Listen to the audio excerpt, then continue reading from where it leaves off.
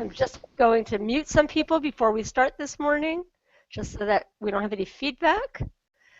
Hello, everybody. Welcome to the e-NABLE Town Hall meeting for February 26th, 2016. Town Hall is a weekly Google Hangout on air where team leads and community members are able to update the community on what's been happening. I'm Justine Diamond, your host for this week's meeting. Please remember that you can ask questions of any of our speakers through the Q&A feature.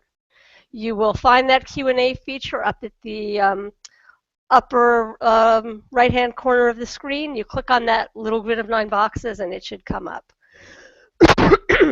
I'm sorry. Questions can be posted to the event page in the comments section because, as I've said in the past, if you're watching on certain devices such as an iPad or on certain phones, it seems that you can't access the Q&A. We try to monitor both of those as we go on and answer questions as quickly as we can. Sometimes we can't get to them, and I try to make sure we answer those in a post, on the post. So Town Hall is about the community. I read through all the community posts and attend R&D Hangouts and now chapter Hangouts so I can find what members of the communities are doing and who's doing some really cool stuff. Sometimes I find out from newspaper articles or from Facebook posts. Today we have an educator with us who I found out from an article in a newspaper. But of course, the best source of what's happening in the community is the community itself. So if you see something that you think is really cool, or if you're doing something that's really cool, feel free to reach out and get in touch with me, and we will see what we can do about getting you onto Town Hall or talking about what you're doing. As always, you can find the event calendar on the Foundation website. The calendar lists public events, chapter events, presentations, and other activities. You'll even find virtual events like the R&D Hangout and the Town Hall on that calendar. If you're hosting an event or if your chapter or group is doing something special, please be sure to let me know so that I can have it added to the calendar and in many cases, provide you with some additional information and support. If you hear about an event you think the community should have a presence at, drop me a line. If you're interested in representing the e-NABLE community at an event or a maker fair, or you want some help in getting that organized, that's just another reason to get in touch. Some big news, we're currently planning to hold our next E3 STEAM Hangout on Saturday, March 19th. We're trying to arrange the timing of that to allow teachers in Europe and Africa to watch and participate, as well as folks on the West Coast. And we'll have more information on that soon. Our goal there will be to update the community on things that are happening in E3 STEAM, similar to what we did with our launch. And like I said, what we'd like to do is try and make sure that we have a broad audience for that, because like Town Hall, for example, can be difficult for people in other parts of the world to attend. We're going to be to our Town Hall meetings, we're going to be adding a chapter update, and that'll probably come to us from Joe Fairley, but he couldn't be with us today, so that's something to look forward to next week. Today our guests are primarily going to talk about R&D advances and education. This week our first speaker is an informal educator and a Boy Scout extraordinaire, and that's Vishakk. Vishakk has taken that Scout adage of lending a helping hand to a whole new level. He's represented our community at maker fairs and within his community for quite some time. He just had a fantastic assembly event. That was very successful. It got a lot of press and even had a special visitor. So I'm going to let Vishakk talk about his work and his research and other things. Vishakk, you just need to unmute yourself. Okay. So basically at my event, we had 70 people come and we assembled 18 hands. We also assembled more hands because I was training my Boy Scouts and my friends. And yeah, we had a special visitor, and that was an amputee who saw my event on the news, and he came in with his prosthetic hand since he was an amputee because he's a veteran from Iraq. And so he gave a speech on how his prosthetic was very impactful on his life.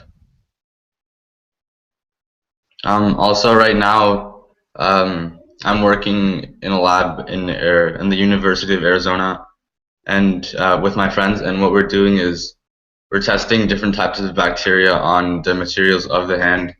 So like over here, we would test like the Velcro and whatever would be touching the object that the person would be touching using the hand. And we've been also testing different solutions that will decontaminate the hand. So you mean decontaminate the hand without damaging the materials, right? Yeah. And we're basically testing natural solutions, so like essential oils, and then we've tested hydrogen peroxide and we've tested oregano oil, and we also have some other tests that we're doing. I'd like, why oregano oil? So basically, in the University of Arizona, they've tested different types of essential oils and their antibacterial properties, and they found that oregano oil has antibacterial properties in it. Oh, They've also, and then there's Chico wash, which is also natural, and that's antibacterial. Oh, that's very interesting. So how did the training go with training your scouts? It went really well. We had like all of our scouts come, so we have a pretty small troop, so it was about 10 scouts. And That's okay. and during the event, each scout was leading a group, and so they would train that group during the event. That's excellent. Does anybody, we don't have any questions that have come in. Does anybody on the call have anything for Vishakk? He's able to hang out with us for about another 20 minutes if anybody thinks of anything. John, you're talking, but I can't hear you. See, you need to unmute. Vishakk, where did you get your 70 participants from? My event was at my school. So we had participants from school. So we had about like 40 people from my school come. And then were they? They were about, I led like from 6th graders to seniors. And I didn't want to train anyone below so that we wouldn't have that many issues with teaching them. I can appreciate that. That's great. Okay. All right, Vishakk, just hang out with us for a little while, and we'll see if we get anything else in for you or if anybody thinks of any other questions, okay? So our next group of educators are from, as I said, our next group of educator and students are from Connecticut. This is Jeff Spivey and his students, and they were in the, I think it's the Hartford Current, is that the paper? There was a great article and a news piece about what they were doing, and I'm just going to pass this over to them because there's nothing better than having a teacher and their students in the town hall. Much better than me. Hold on one sec, let's get him on here. Hi there. Hi. Hi. Hello. Hello. Hi. Hello. Can you hear us? We can hear you. Can you hear us okay? Yeah, Yep. we can. So I have 8 students with me right now. Generally, we have about 10 that are working on the project, and it's kind of like making a life of its own. I had seen this at a Google Apps for Educators conference, and I kind of looked a little bit more into it, and then when I found the program and what it entailed, I asked the students about it and got some support from our administrators and purchased our first MakerBot 5 and started making our first practice model. And since then, how many hands have we made? 6. Many? 6, I think. 7 complete hands. One is we keep here as a model to show our boards of education and other individuals in the public. And we sent our first test model out about 2 months ago. Yeah. And then we have 5 that are almost ready to go out now to be distributed. So we have our hands here. If you want to hold off and show them, you guys can show them. Hello. Oh, that's cool. So, if you have questions for the students, that would be great. So tell me about the, you guys printed and assembled these hands, correct, right? Yes. Yeah. So tell me about the challenges with assembly. Like, what did you find easy and what did you find hard? Well, I think the first time we tried it, it was interesting because we were kind of just following instructions on a website. But I think over time it's gotten easier to assemble them, so it's not as hard to know what pieces to put where. That's good. Well, I'll tell you, the first time that I put a hand together, we actually put the fingers upside down. So, to make mistakes, one of the joints we put upside down, and we very proudly posted this picture of our partially assembled hand to the community, and somebody had to point out, you have the fingers upside down. So we fixed that, and so it happens to everybody. So what do you think is the hardest part? Is it the tying the knots, or is it putting in the pins? What's been the hardest part? I think it's not necessarily working with the hand. I think because so many kids want to do this, I think it's with the amount of people and just trying to find jobs for each of us to do. I mean, we've definitely had that problem. Yeah. We've all found a way to work on these hands and finish them. The hardest thing for me is waiting for the printer to like finish printing the parts because it's hard to stay so patient. You just want to start on the next hand. Yeah. I understand. So it's just be like, okay, we have like 24 more hours. Good. And they can. I think for me it's the up to what 37 hours I think on a print. Yeah. I think for me it's when you get a hand started and you come back a day and a half later and you realize that you had some curling from the bed and you have to redo the entire print. That's pretty frustrating. Or when the power goes out. Yeah, Or when the power goes out in the middle of your print and you have to delete it and cancel it. Oh yes, we've had all that here. It is definitely a frustration. Or when you go, at least here, we go to bed with a print going and we wake up to a pile of spaghetti in the morning because something slipped. So we've used, I've started researching the ways in which we can help adhere the print to the bed, and I've found that hairspray and glue sticks work great. Glue sticks. I've heard the hairspray, and of course the painter's tape. But I haven't heard the other one. Yeah, hairspray on the glass so that the blue painter's tape can go on top of that, and then using a glue stick to adhere the print to the actual tape itself. And it really prevents the curl if it sticks right to that tape. Could we have your students, could they all introduce themselves and tell us what grade they're in? My name is Andriana DiCarlo, and I'm in 6th grade. My name is Josephine Swinton, and I'm also in 6th grade. My name's Celia Del Vecchio, and I'm in 6th grade as well. I'm Reagan Holinsky, and we're all in 6th grade. Yeah, we're all in 6th grade. I'm Evan Daly, and I'm in 6th grade. Raise your hand. I'm Sophie Gaglin, and I'm in 6th grade also. My name's Carly Small, and I'm in 6th grade as well. I'm Abrida, and she's in 6th grade. You're in 6th grade too, right? That's okay. Well, sometimes the groups that do these are mixed grades, so I didn't know that you were all in 6th grade. It looks like, John, do you have a question or do you have something? Well, I do. Carly pointed out that the hardest part is actually the teamwork and the collaboration. And I'm wondering how you guys solved that problem. I think it's a really good observation that what's really the hardest is not the technology, it's the social coordination. So what's your secret? How'd you do it? Well, I guess communications is definitely what we've done to fix this problem. I mean, yes, we argue sometimes to try and figure out, oh, like, I want to work on the fingers, or I want to work on the wrist, or I want to work on the Velcro. But, I mean, we're all good friends. Yeah. Sharing is caring. Yeah. Sharing. Did you say sharing and pairing? Sharing is caring. Sharing is caring. Well, that's great. Friends and classmates, so that makes it kind of easier to work together. We can communicate really well, so that's a big advantage. So how did you learn to communicate so well about this kind of thing?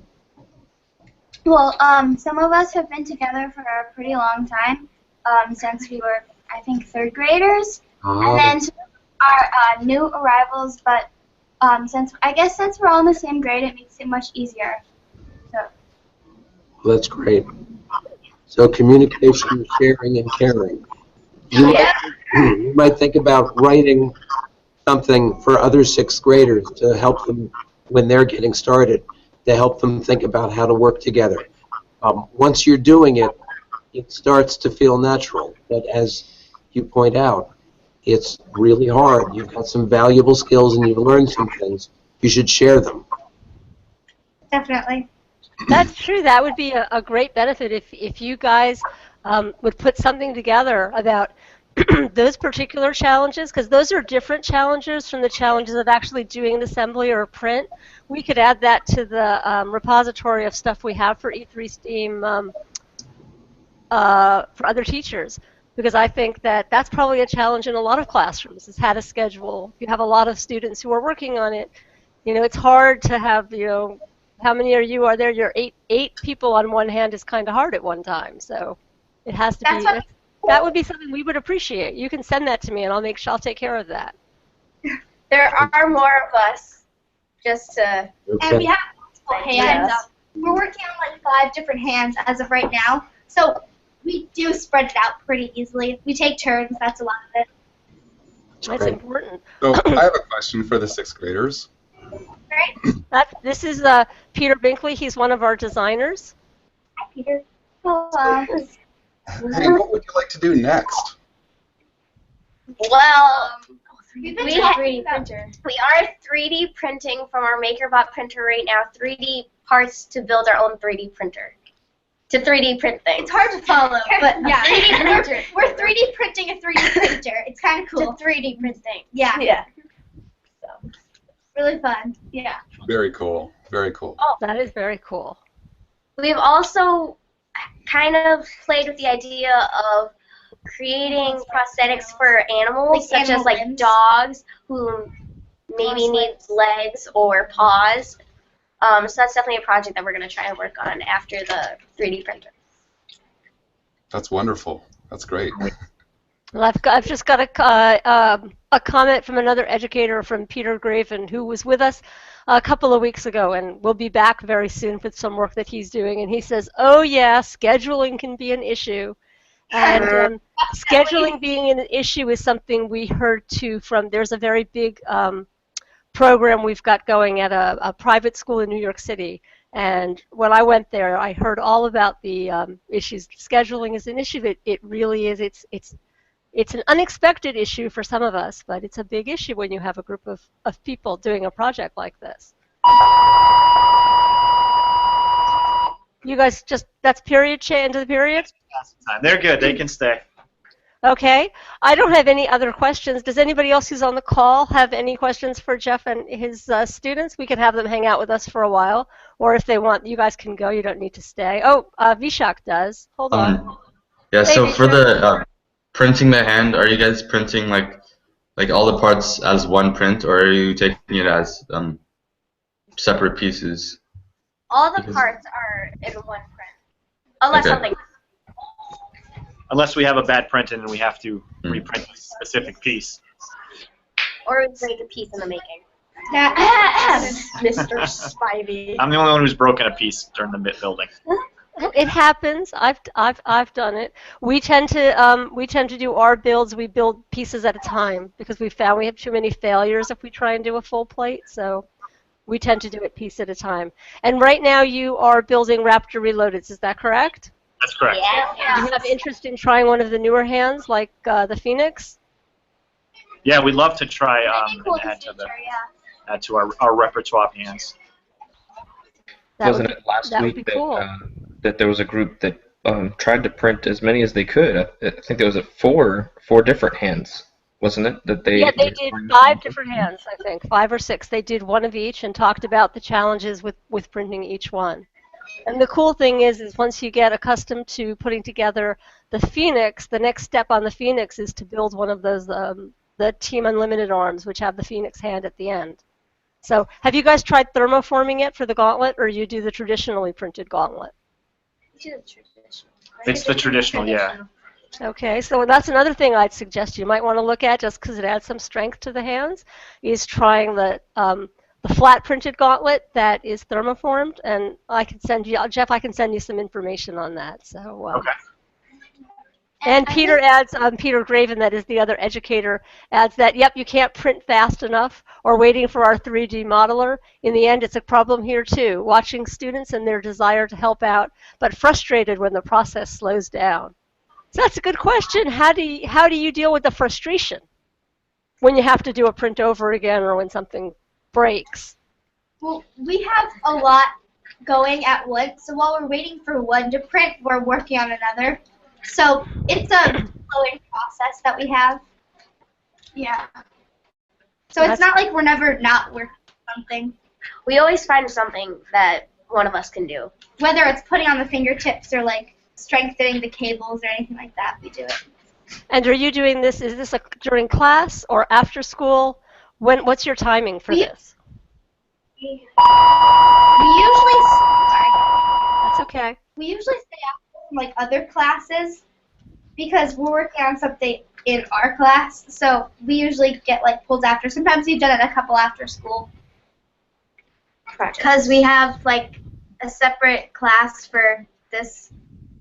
We have a separate class with Mr. Spivey, but we usually work on practice booklets. Okay. Then we usually set aside times to work on the hands. Sounds good. Okay, well, thank you very much for coming and sharing with us. I look forward to hopefully seeing you again as you continue to work and do new things. And as I said, you guys are more than welcome to stay and hang out with us, or if you need to go to class or go to lunch, that's fine too. Just and I will be in touch. Hopefully you'll be in touch with me about that document for working together.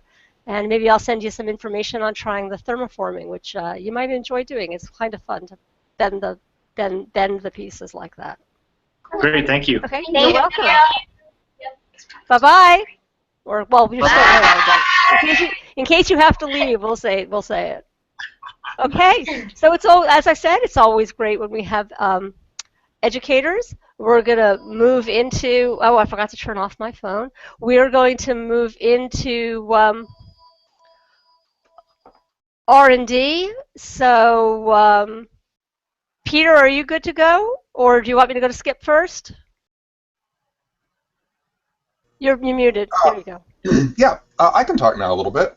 Okay, well, Peter's got, if you've been following in the community, Peter's posted a really cool video about the leather work that he does and a new design, but I understand there's more to this than that, so here you go. Peter? All right. I think about a week ago, I re-released the Talon Hand. It's now Talon Hand 3, and I've taken out the arm bars. If you'll remember about the previous design, there were bars that ran up the sides of the arms, and those have gone away now in favor of the Osprey style bracer. It's just it's easier to print, easier to assemble, and but the most important thing that I see is that it's much more comfortable for the user. Just a few days after that, I re-released the Odie Hand, also removing the old arm bars and replacing it with the Osprey style bracer. Peter, can I just interrupt you for 1 second? Because I'm sure that we don't hear a lot about the Odie Hand. Could you just talk a little bit about what that was and where that came from? Because I think there are a lot of people who probably don't know the history of that. Oh, sure. Well, it's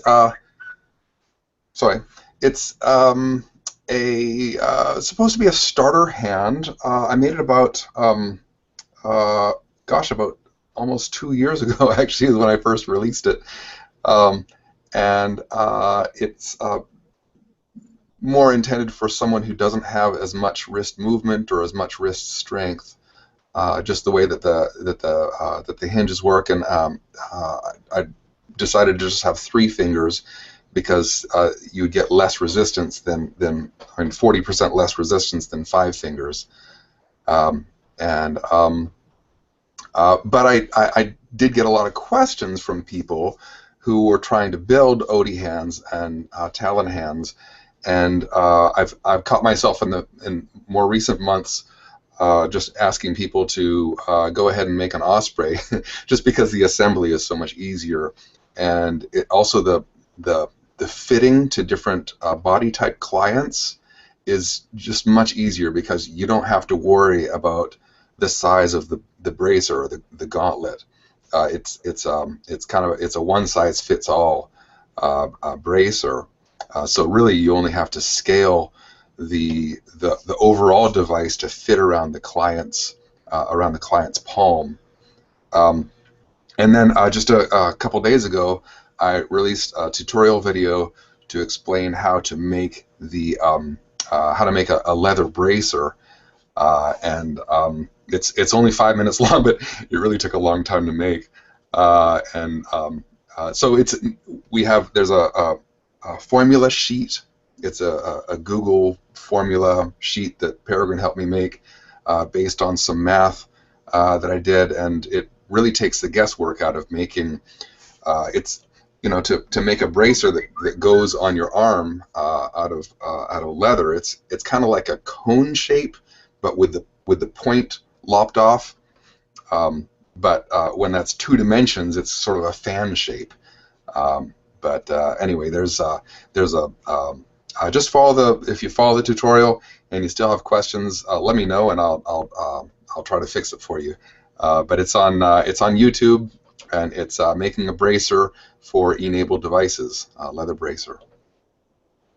And that's all I have to report this week in terms of R&D,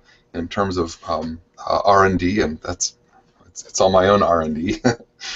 But if anybody has any questions, I'll take them now. None have come in yet, but I'm sure they will.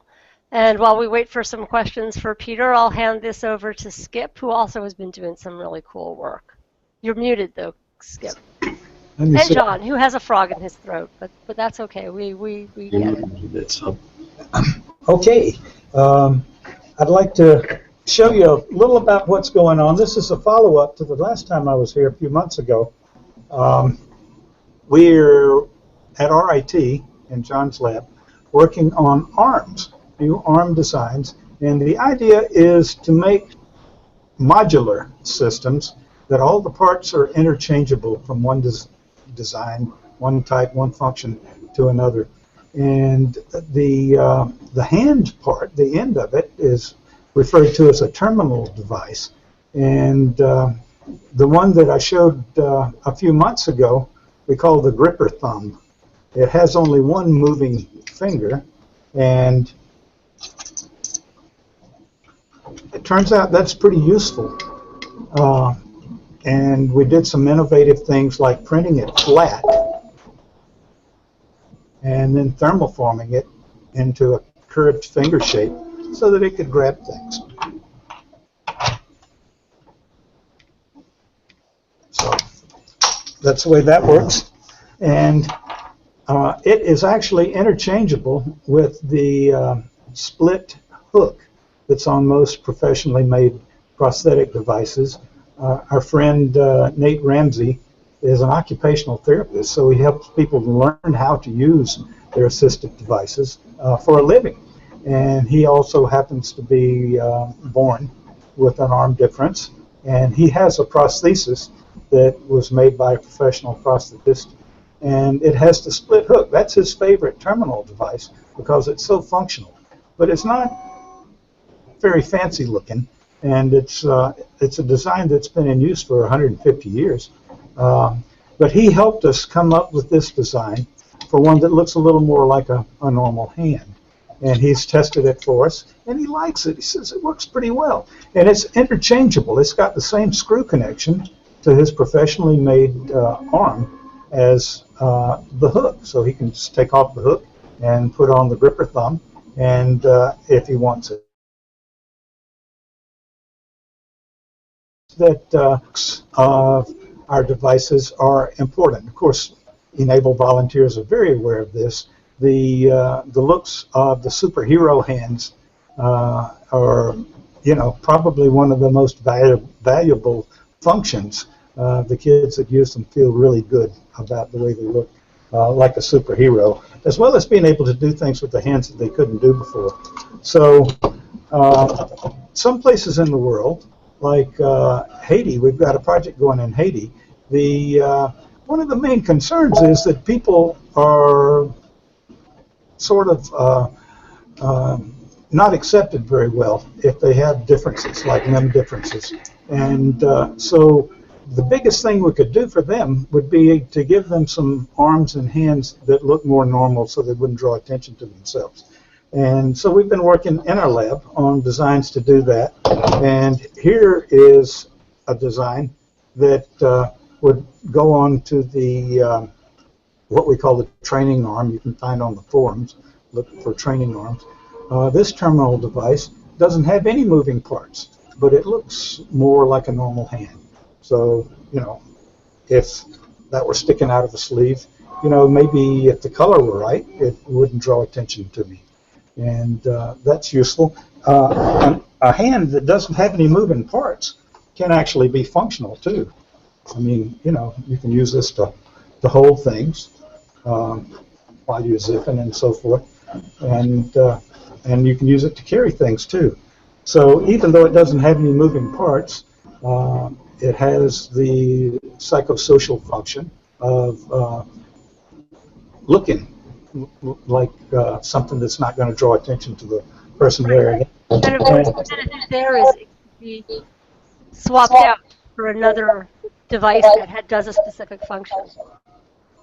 Say that again, please. That hand could be unscrewed and taken off, and a different one could be put on. This whole modular system. Yes, it can.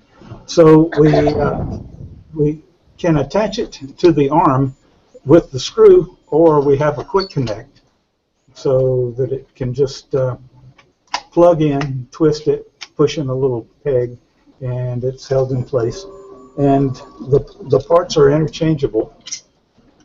So the cable that in our device is elbow actuated, pulls the thumb open, and a rubber band pulls it closed.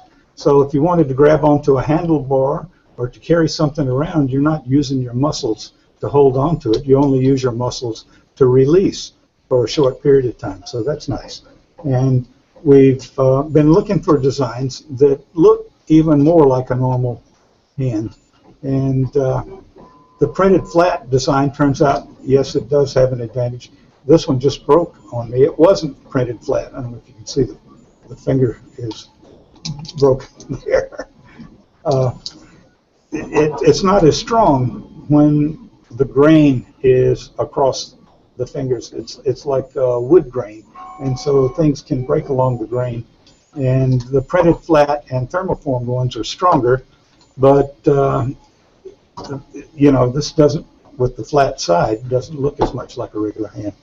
So we're finding ways to use different colors that would fit different individuals. And again, these are interchangeable. So I can remove this one and replace it with this one. And that's part of the whole idea for the system.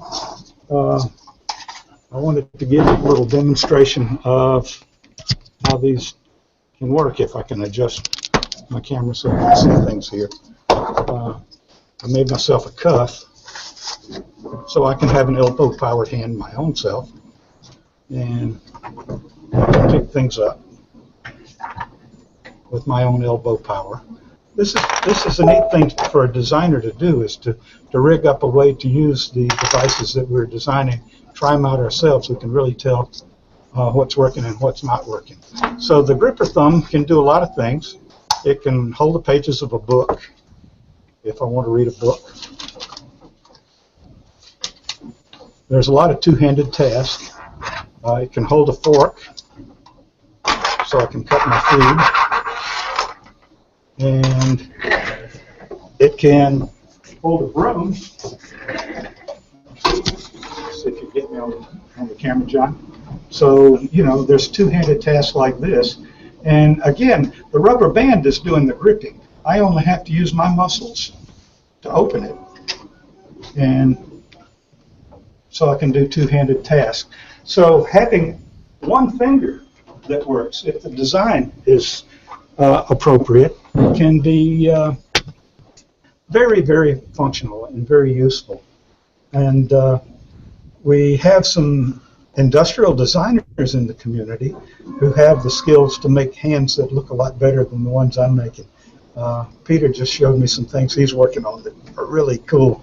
and I'm going to try to get the software that he used for developing those. I took the design for this hand off of Thingiverse and hacked it up with Tinkercad. So there's a lot of ways to approach these problems, and we're having a lot of fun. If you have some ideas, go to our forum. There's one on cosmetic hands, and there's one on modular arms, and we'd appreciate input. We're looking for people to test printing for us. We want to make sure that these designs are printable on everybody's printer. And so if you'd like to get involved in printing and testing them, just put a note on the forum. The STL files are available that you can print from. It's all open source, of course. And we'd love to have you try it and give us feedback. But remember, these are experimental devices, so we're putting them on arms that have been the socket, the part that connects with the person, is made by a professional prosthetist. And we're designing arms and hands that can work on those professionally created human connectors. The clinical part is something that takes some special skills, and those are things that we're still developing. So that's about it. I'll keep you posted. I'm just going to mute you because of the feedback. I'll ask the question and then I'll come back. So yes, this is very exciting, and in a matter of fact, I'm not quite ready to do it yet, but next week there's going to be an announcement that will be exciting for the community that has a lot to do with that little cuff that you saw Skip had, and the idea of these hands that can be swapped in and out. So I'll have that announcement very soon, but I'm not quite ready to make it just yet. And there is a question, just 1 second, Vishakk, I've got one other question, and that's for you, Skip. Actually, it's from John Diamond. He wants to know, is the cable attachment on the terminal device also compatible with standard professionally made prosthetics? That is an excellent question. Thank you, John. And yes, it is. I made a little video of my friend Nate, who came to a maker fair and tried out one of these gripper thumbs for the first time. And he just screwed, you can see the video if you go to the modular training arm forum. There's a link to the video. He just screwed off the hook from his professionally made prosthesis and screwed on one of these gripper thumbs, and he used the same cable that's hooked up to his shoulder harness to plug right into it. So we're intentionally trying to make these things compatible with the professionally created devices. Thank you for the question, John.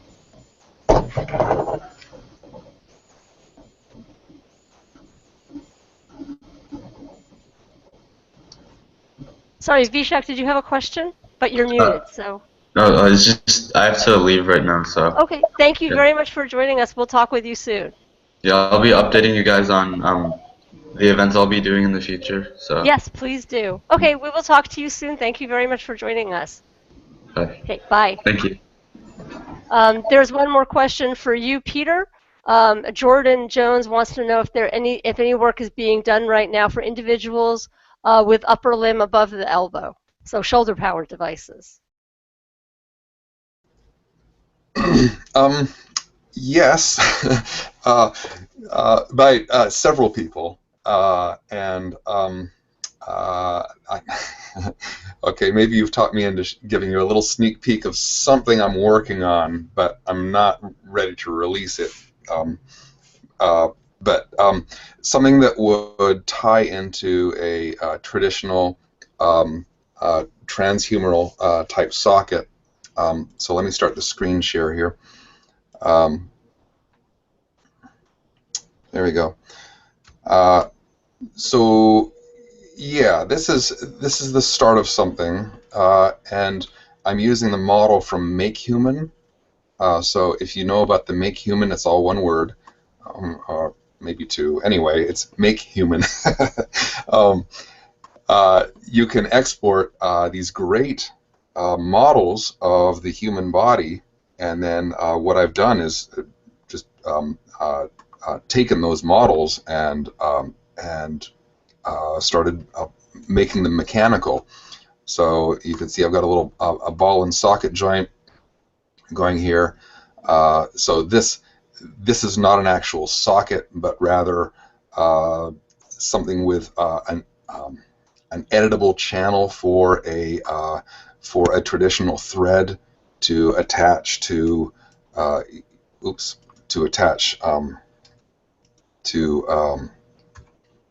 to the ball that runs inside the socket.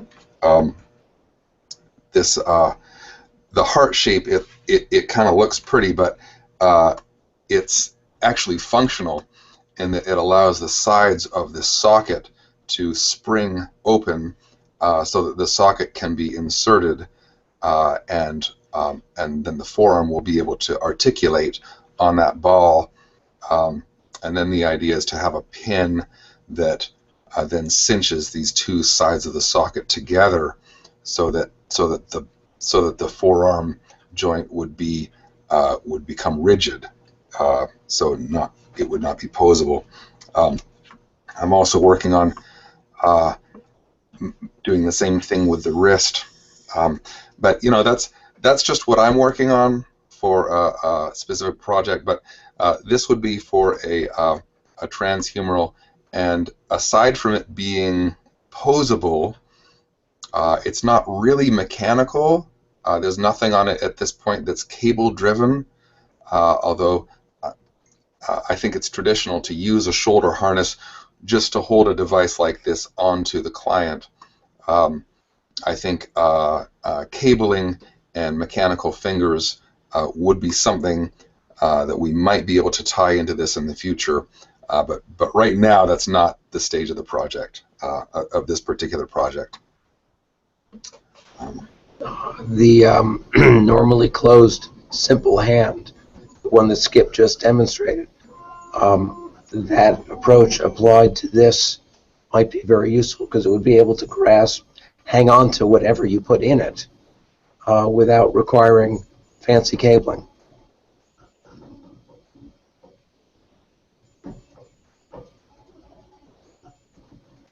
To think about.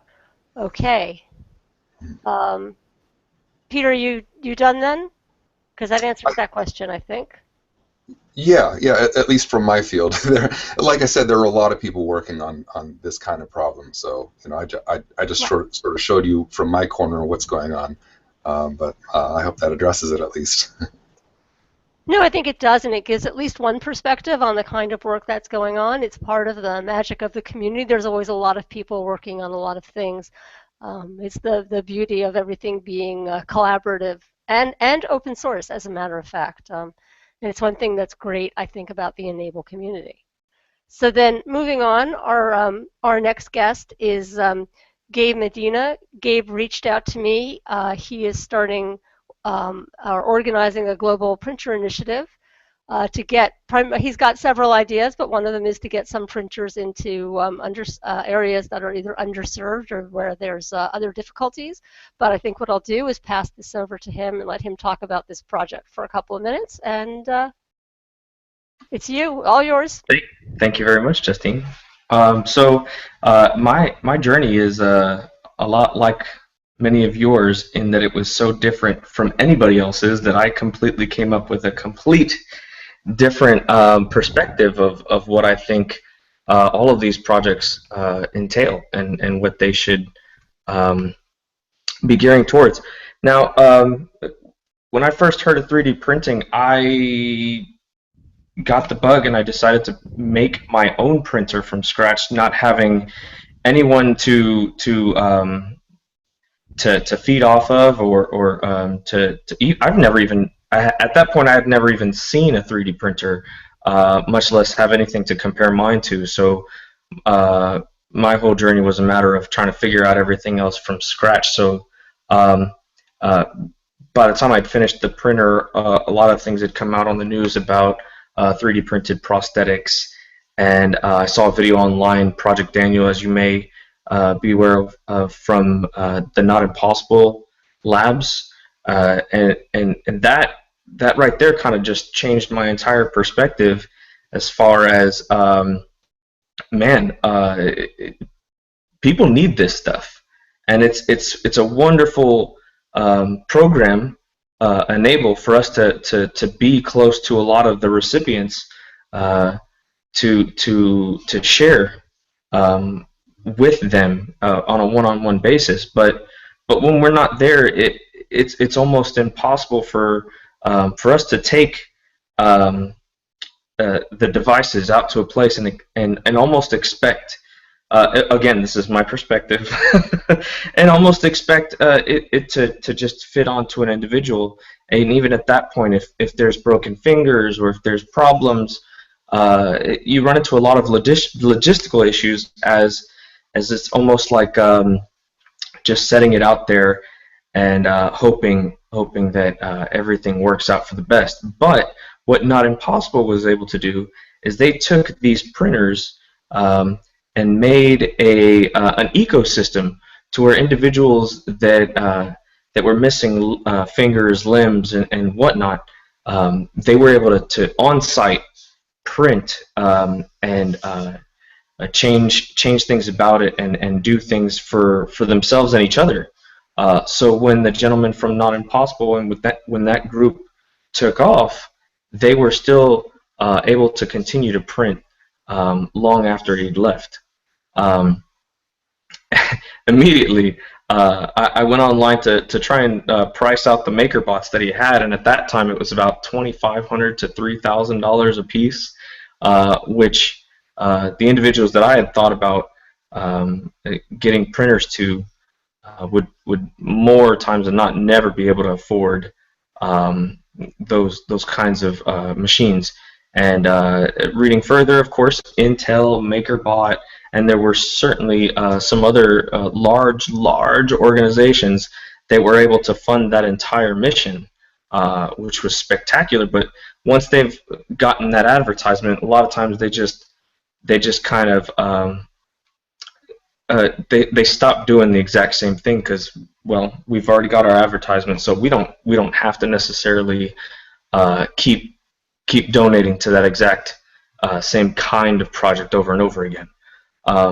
So what I was able to start out is a company called Global Print Initiative, and what we're trying to set out to do is to gather up parts, printers, make our own printers, have rep wrappers print parts so that they can make printers to be able to assemble and send out, or have individuals actually take these printers and, just as Not Impossible did, was bring them in country, assemble them, teach the local community how to use them, how to troubleshoot, and then not to just stop there ever, but to continue to support those individuals and to continue to support those ecosystems and to try and make sure that they have the correct tools and the correct parts and processes that we can continue to make sure that they're successful. And that's a huge part of what these communities are all about. The e-NABLE and Not Impossible and Global Print Initiative is to make sure that we're supporting long after the cameras have left. So just as actually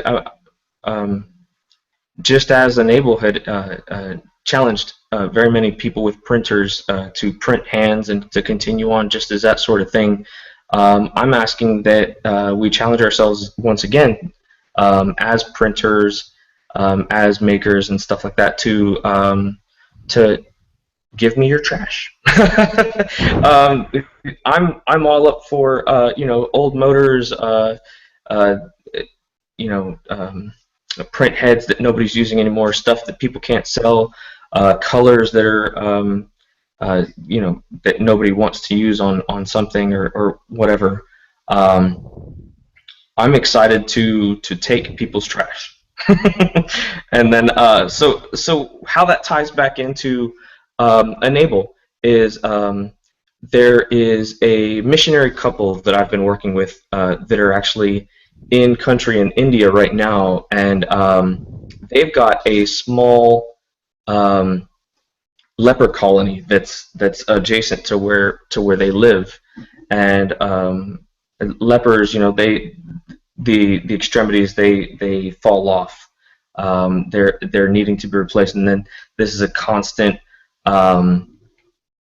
battle to where they're losing parts. So enable devices, enable volunteers and such would be able to help in these sort of circumstances where we're helping them live better lifestyle, and encouraging the development of things in country at this point. So giving the missionaries to India a printer that they'll be able to take and measure and print within the same span of time, instead of weeks or months or years later, finally getting a device to someone who may or may not live too much longer. So that turnaround time is greatly reduced as to not having to ship parts and whatnot. On the converse side of that, Enable's doing a lot of great things with education, and I was, of course, again, really encouraged by the children that were presenting earlier. Last week on the Google Hangouts, there was an instance where, correct me if I'm wrong, Justine, but they were from Africa that they had communicated with another. Yeah, it's Rwanda with Rich Larry. He's got a group that he's working with. So they're working with a group in Rwanda, and they came up with the question, well, what else are you doing with the printers? And so they were able to communicate a great number of things, toys, cars, and just an ability to do so many more things than just hands. And the education portion of it, these same missionaries to India are actually going to be taking a second printer into the red light district, where they have a community school for kids in the red light district, to teach them a different skill, to pull them out of that sort of lifestyle of drugs and sex trafficking. So another great opportunity there, and another amazing opportunity to share more information down the line, especially with the education portion of it, to teach these kids a whole new skill, and to encourage that. Printers along the way. These kids in the United States, of course, are doing great things. There's a middle school in New Jersey that I'm going to be sending a printer to, that's doing great things with printing hands and assembling and whatnot. And the first thing he said is, I have a desire to make more. And again, I'm reading Peter Graven's comment, can't print fast enough. A second printer, third printer, a fourth printer, if they're doing good work, who are we to stop them from having that multiplied and compounded more? So my organization, what we want to do is to gather as many printers as we can free to as many non-profit organizations as we can, and after such point that we've exhausted all the free options, we want to partner up with manufacturers and distributors and see if we can't get severe discounts for those organizations that are doing great work.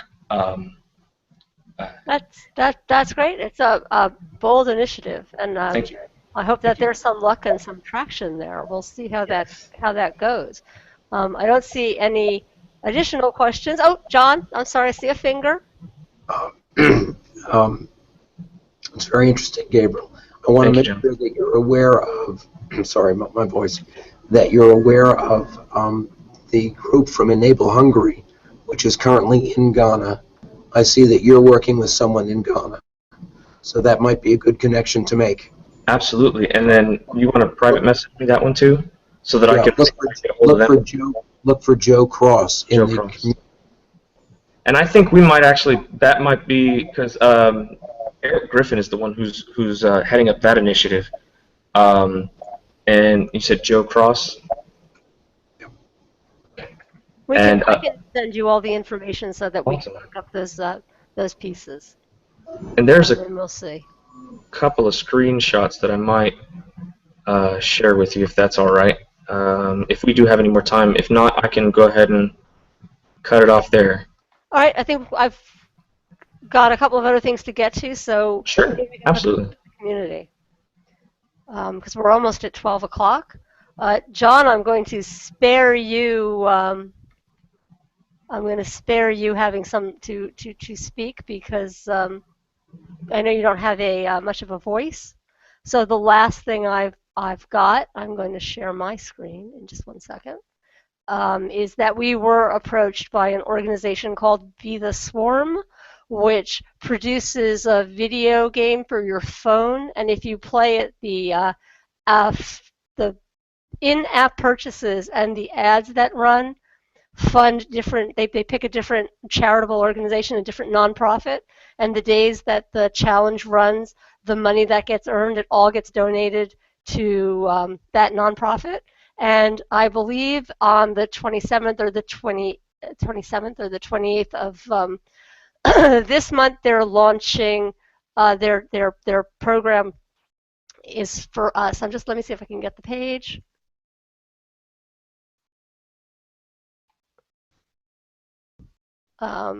It's a little shooting zombie game.